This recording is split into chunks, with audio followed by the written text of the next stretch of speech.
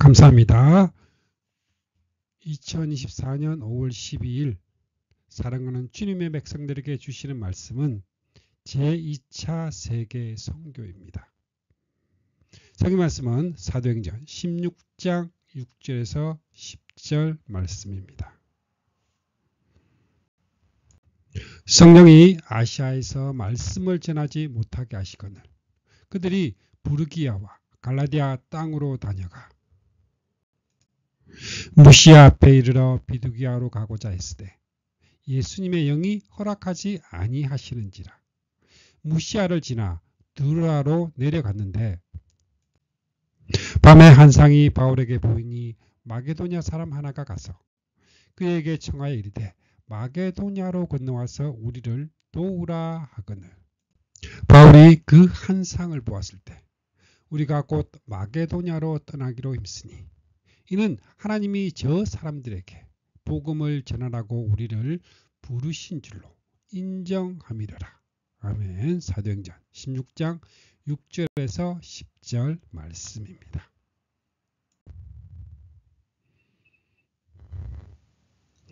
흔들리던 안디옥 교회가 굳게 세워지게 되자 제1차 전도에서 복음을 전한 다른 성들을 돌아볼 생각을 하게 됩니다.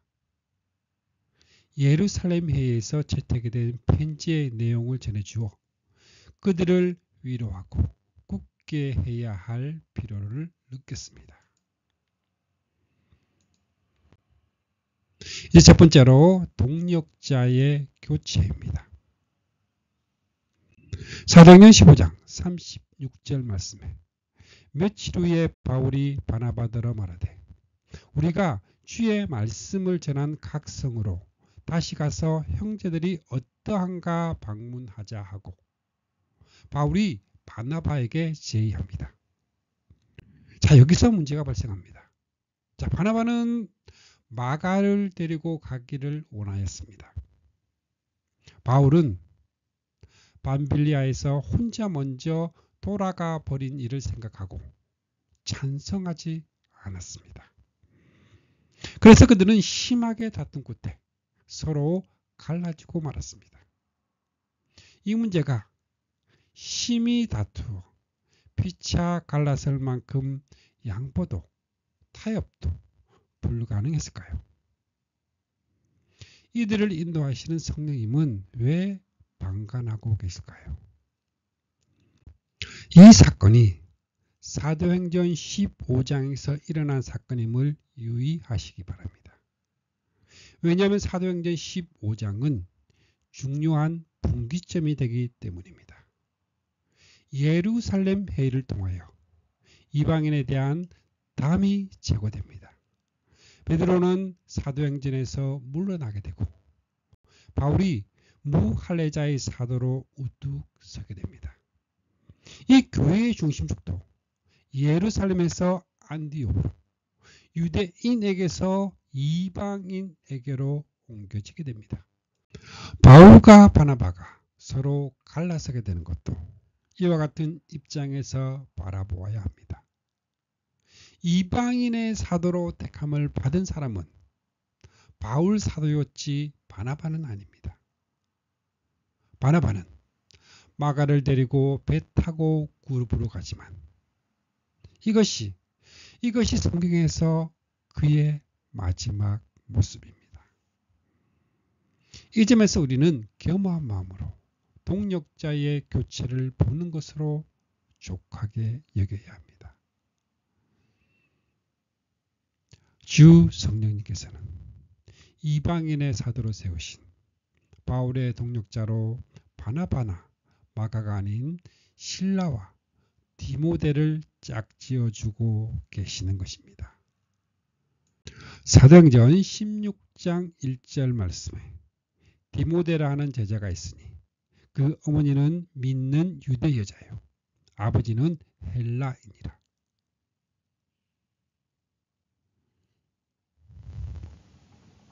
옥에 갇힌 바울과 실라가 로마 사람인 우리를 한 것을 보면 바울은 아마 물론 신라도 로마 시민권자임을 짐작하게 합니다. 자, 그렇다면 바울과 실라, 디모데는 이방인을 위한 전도자들로 예비해 놓으신 환상적인 콤비였습니다. 1차 세계 선교에서는 바울과 바나바, 마가가 콤비였습니다. 이 점을 사도행전 16장 6절 말씀에서는 성령이 아시아에서 말씀을 전하지 못하게 하시거늘 하고 그들을 제1차 선교 영역을 벗어나 더 멀리 마게도냐 지방으로 보내시는 것을 보게 될 때에 더욱 그렇습니다. 바울은 신라를 택한 후에 형제들에게 주의 은혜의 부탁함을 받고 떠나 수리아와 길리기아로 다니며 교회들을 경고하게 하니라. 두 번째로 더베와 루스드라 교회가 경고하게 서다입니다. 바울이 더베와 루스드라에 이르러 디모데를 만나게 됩니다. 그는 장차 복음의 바톤을 이어받아 다름박질할 믿음의 아들이요 계주자입니다. 거기 디모데라 하는 제자가 있으니 한 것으로 보아 바울의 제1차 선교 때에 회심한 것으로 여겨집니다.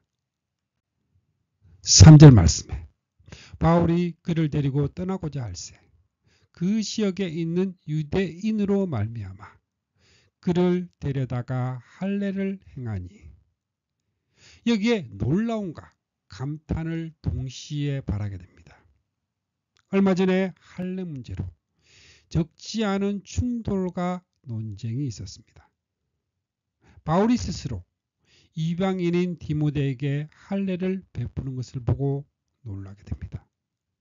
그리고 복음을 확증한 다음에는 유대인과의 교제를 고려하여 할례를 베푸는 것을 보고 감탄을 하지 않을 수 없습니다.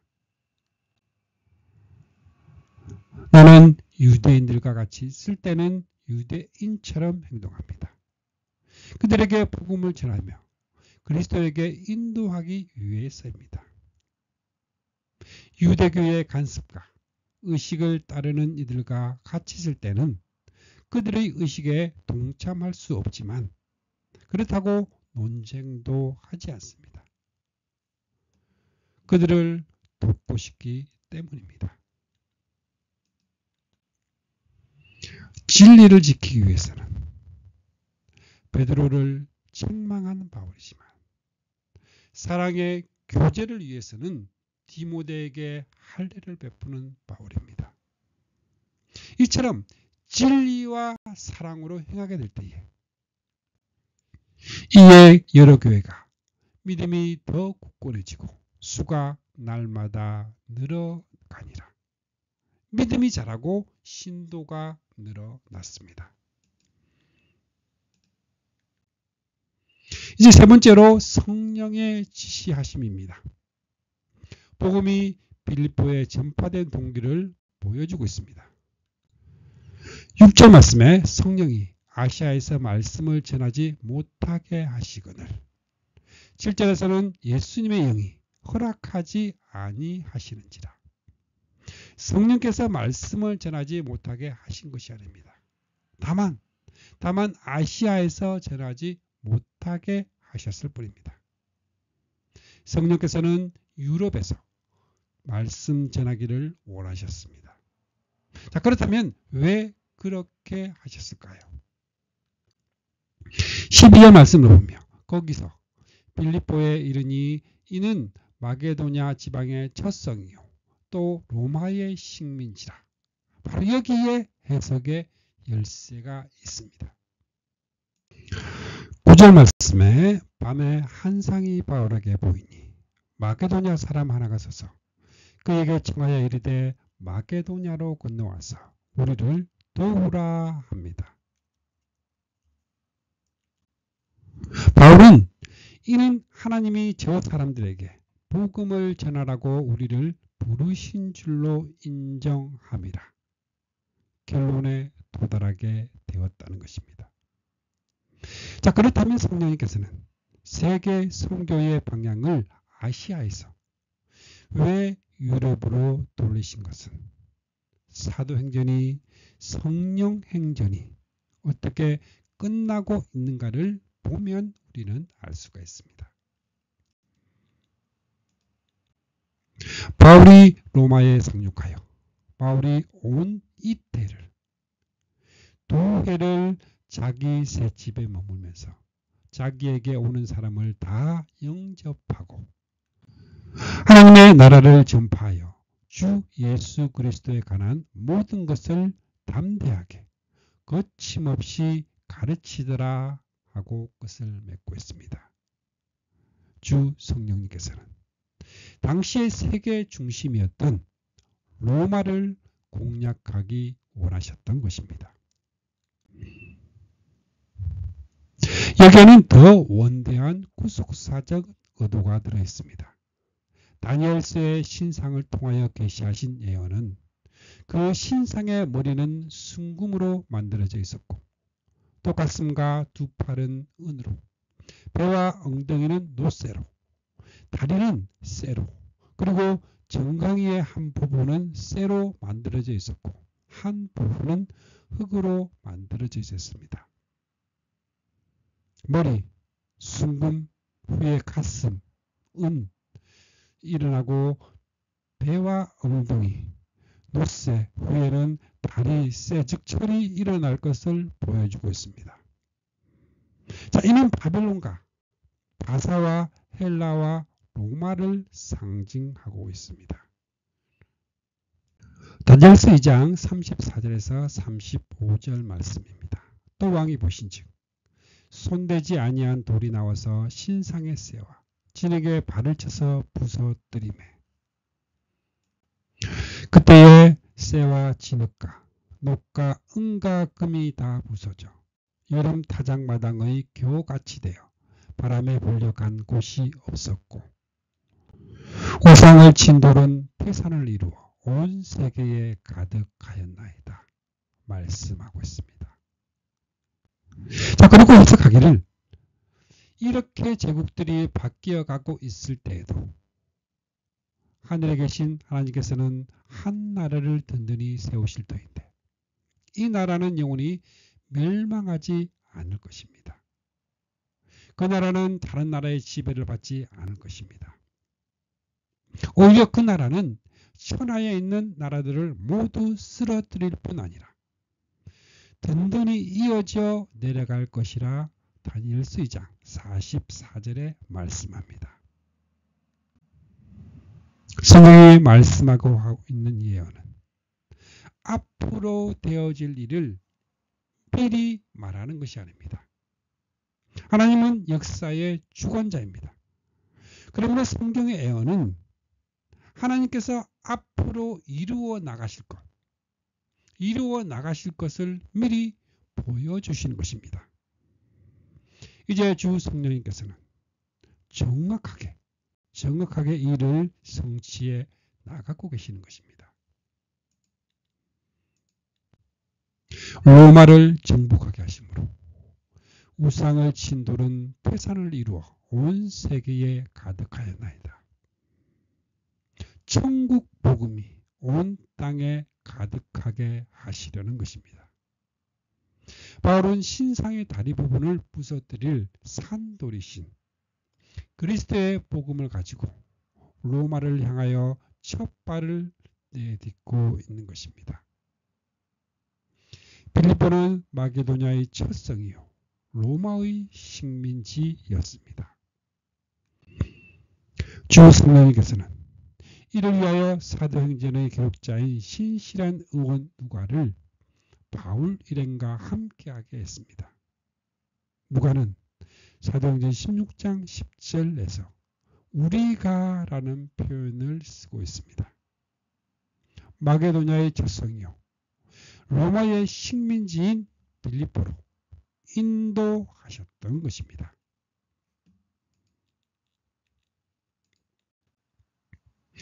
이제 네 번째로 빌립보 선교입니다. 이제 우리는 이처럼 장엄한 하나님의 역사하심과 역사하심이 얼마나 미약한 것으로부터 시작되고 있는가를 보게 될 것입니다.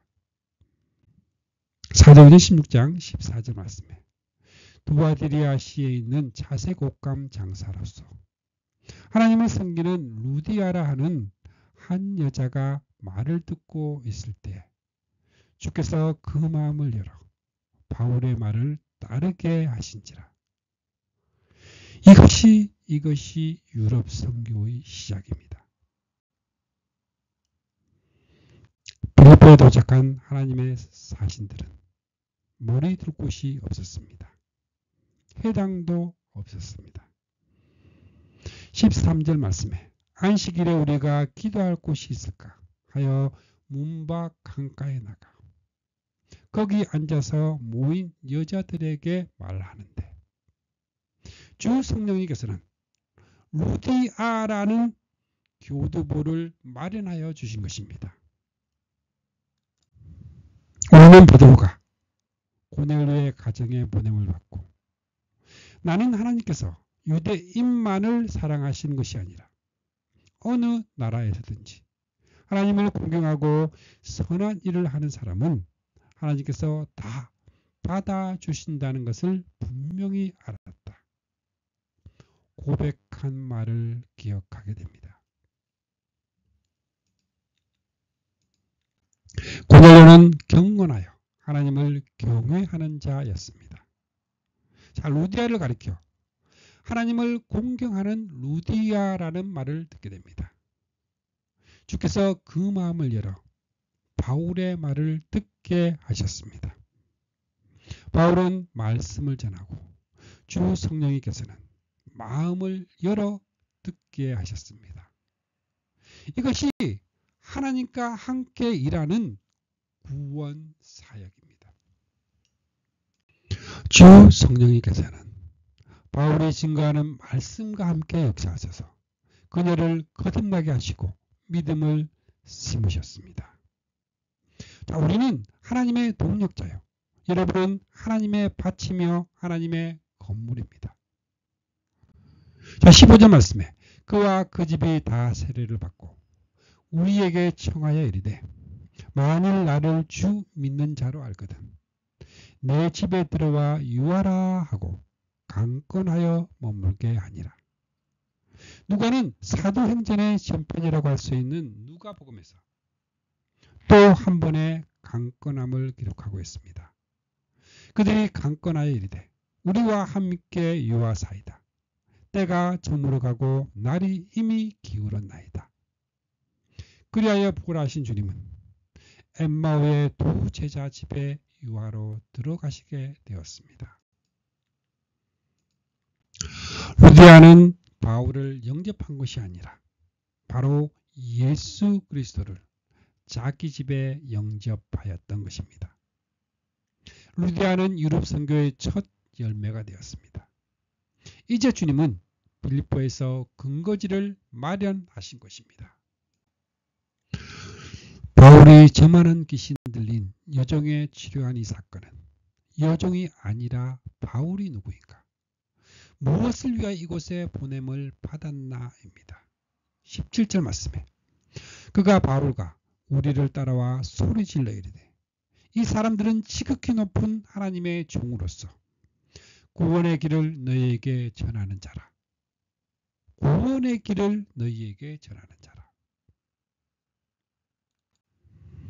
누가는 복음서에서도 이와 유사한 내용을 기록을 하고 있습니다. 마을 해당에 더러운 귀신 들린 사람 하나가 있다가 예수님께 소리를 질렀습니다. 나사렛 예수여, 우리를 이대로 놔두십니까? 당신은 우리를 멸하러 오셨습니까? 나는 당신이 누구인지 압니다.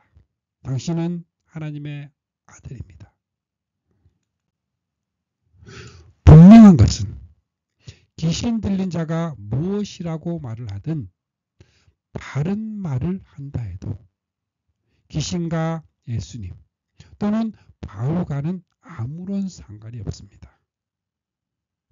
그러나 말하는 자가 누구이며 예수님이 또는 바울은 하나님의 거룩한 자, 지극히 높은 하나님의 종인 것에는 변함이 없습니다. 18절 말씀에 이같이 여러 날을 하는지라 바울이 심히 괴로워하여 돌이켜 그 귀신에게 이르되 예수 그리스도의 이름으로 내가 내게 명하노니 그에게서 나오라 하니 그 귀신이 즉시 나오니라. 성경은 귀신이 나간 그 요정의 이유의 행적에 대해서는 침묵을 하고 있습니다. 다만 누가가 복음서에서 귀신 들렸던 사람이 옷을 입고 예수님의 발 앞에 조용히 앉아 있는 것을 보자 모두 겁에 질렸습니다. 기록한 말씀을 통해 그도 아마 빌립보 교회의 일원이 되었을 것이라 생각할 뿐입니다. 아름다운 교제가 있는 빌립보 교회. 여정의 주인들은 자기 수익의 소망이 끊어진 것을 보고 바울과 실라를 잡아가지고 가는 들에게 끌고 갔다 말씀합니다. 16절 말씀에 여종은 점치는 것으로 그 주인들을 큰 이익을 주는 자라 말씀을 합니다. 여기에 우상을 섬기는 자들의 특성이 있습니다. 비그리스도인들이 우상을 섬기는 목적은 분명합니다. 그를 통해서 이익을 얻고자 합니다. 예수님을 믿는다 하면서 만에 하나 예수님을 믿는 목적을 자신의 이익을 얻은 데 두고 있나요?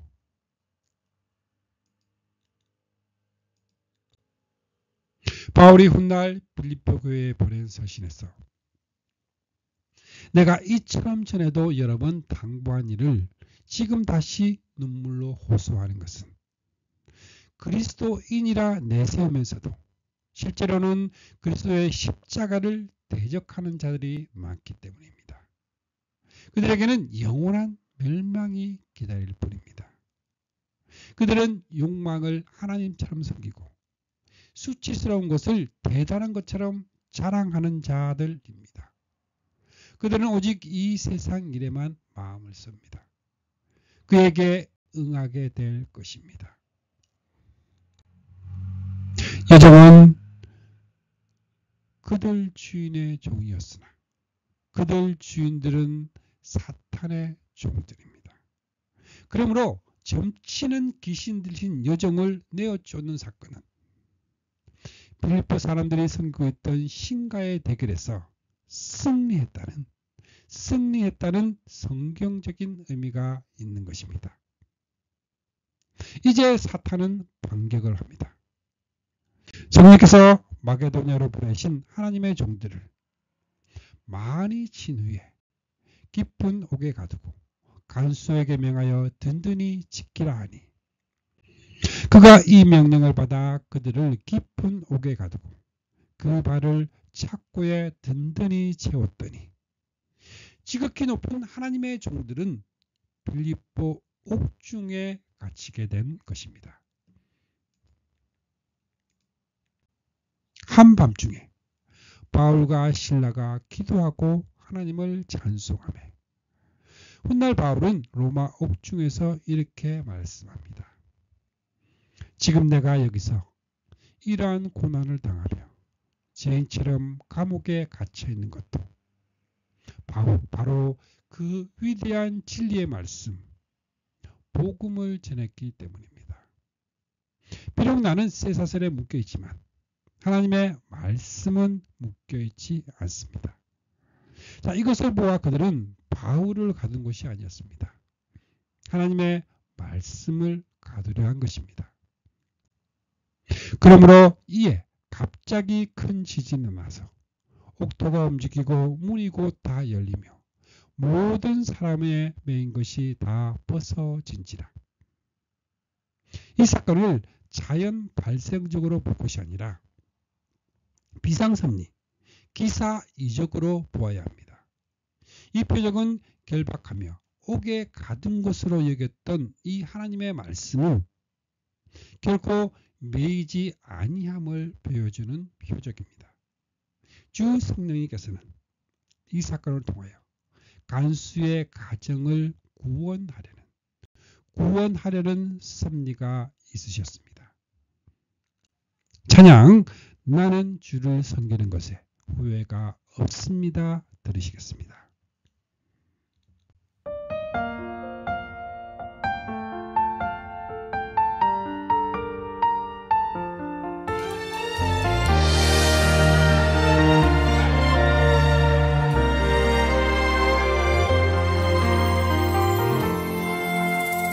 나의 평생에 가장 복된 일은 내가 예수님을 만난 것이라. 나의 평생에 가장 잘한 일은 내가 예수님을 주로 섬긴 것이라. 세상 살 동안 내가 걷는 길이 때론 험하여서 넘어질 때도 주의 강한 손이 나를 붙드시니 나는 예수님만 주로 섬기며 살리. 섬기는 것에 후회가 없습니다. 내가 걸어온 모든 시간 다 주의 은혜니 내가 걸어간 모든 날도 주만 섬기며 살리. 오직 예수 이름 부르며 살아가리라.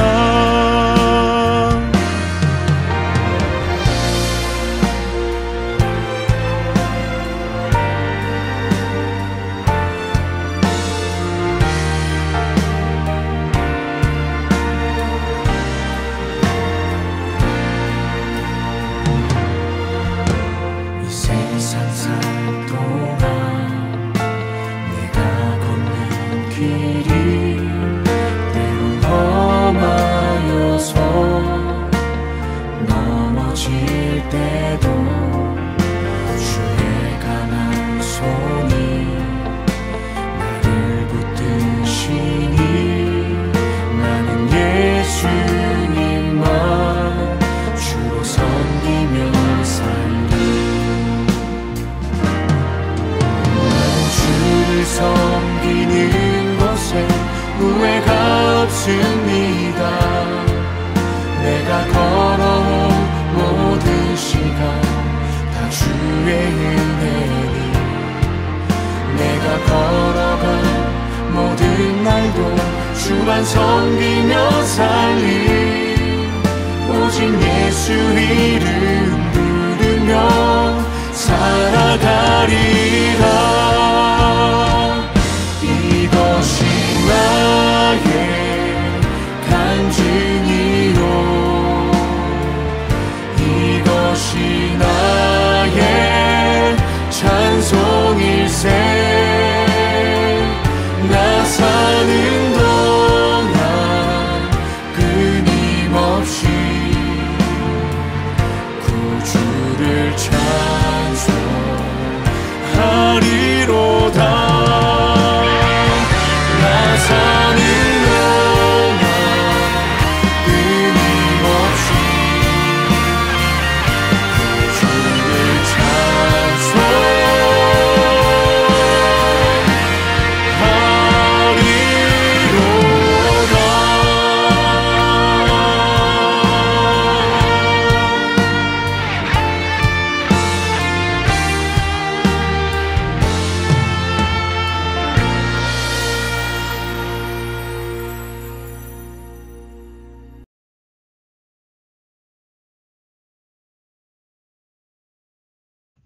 30절 말씀에 그들을 데리고 나가 이르되 선생들이여 내가 어떻게 하여야 구원을 받으리까?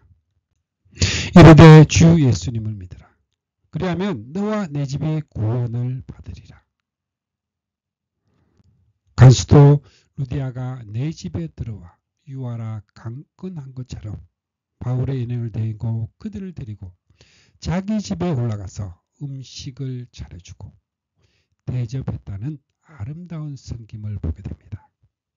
자, 이것은 하나님께서 빌립보 교회에 주신 은사로 여겨집니다.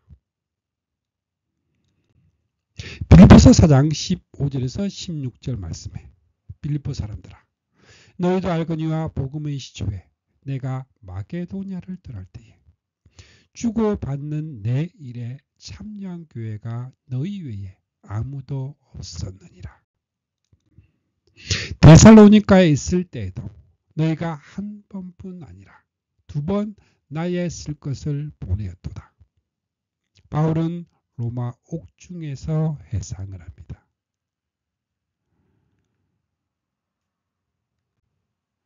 도서곡감 장사 루디아와 점치는 귀신 들렸던 여종과 빌립보 간수 이들의 부르심과 구원은 각기 다른 방법에 의하여 개별적으로 이루어졌습니다.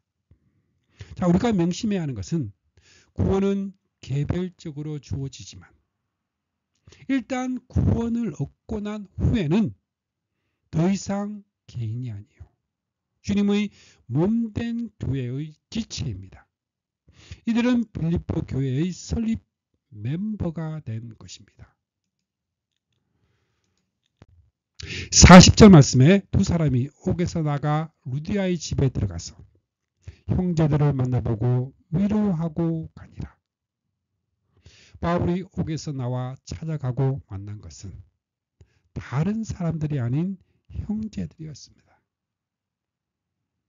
이렇게 해서 빌립보 선교는 이루어졌으며 그리스도 예수님 안에서 빌립보에 살고 있는 모든 성도들의 공동체인 빌립보 교회는 세워지게 된 것입니다.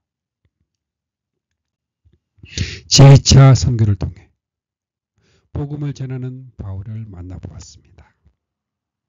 힘들고 어려울 때도 있습니다. 그럴지라도 예수님 안에서 살아가는 주님의 사랑을 가득 느끼며 살아가는 주감사교회 모든 성도님들이 모두 다 되시기를 축복합니다. 아멘.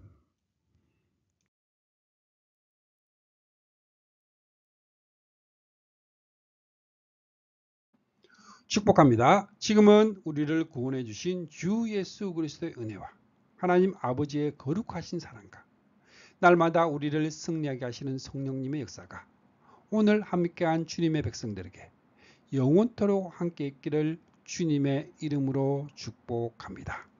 아멘. 주님의 사랑을 느끼며 사는 주감사교회 성도, 주님과 기쁨의 삶을 사는 주님의 자녀들이 되시기를 바랍니다.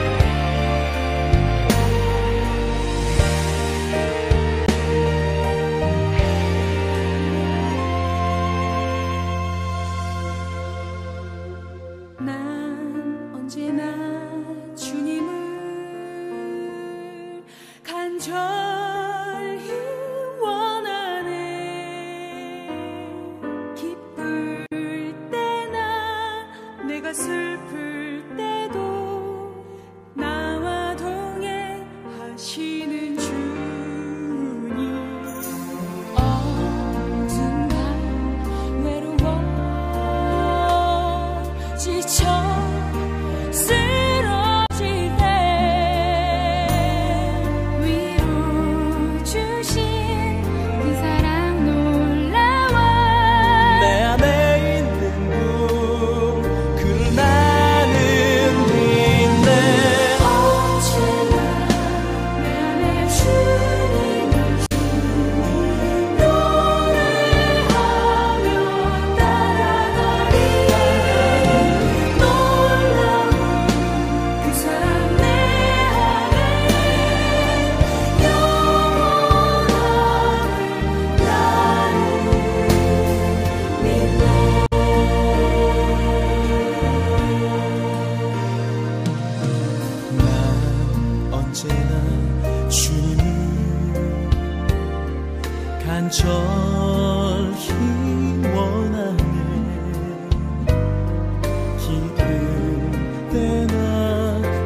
슬플